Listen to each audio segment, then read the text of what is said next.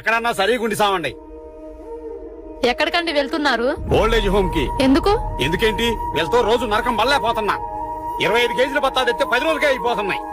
తింటమే గానీ ఒక్క పని చేయలేకపోతున్నారు. ఆయనకు బీపీ, ఒక షుగర్, ఇంకా వగైరా కూడా ఉన్నాయిలే. ఓహో, మరి ఈ పని ఇన్నాళ్ళు చేయలేదా? ఏంది అట్ట మాట్లాడతావు? ఇన్నాళ్ళంటే వీళ్ళిద్దరేదో పని చేసి సంపాదించారు, మరి ఇప్పుడు ఊరక తింటున్నారు. పైగా ఆయన మోకాలు చెప్పర పోయి నేను చదువుతుండు. అవి మార్పించాలంటే చెప్పక లచ్చ చొప్పున అయితే తెలుసా? ఏమండి, మీరు ఎన్నేళ్ల వయసు అప్పుడు పనికి పోయారు? 18 ఏళ్ళప్పుడు. అదేంటి అత్తయ్య, ఇతన్ని గన్న వెంటనే అనాథాశ్రమంలో వేసి పని చేసే వయసు వచ్చినప్పుడు తెచ్చుకోపోయారా?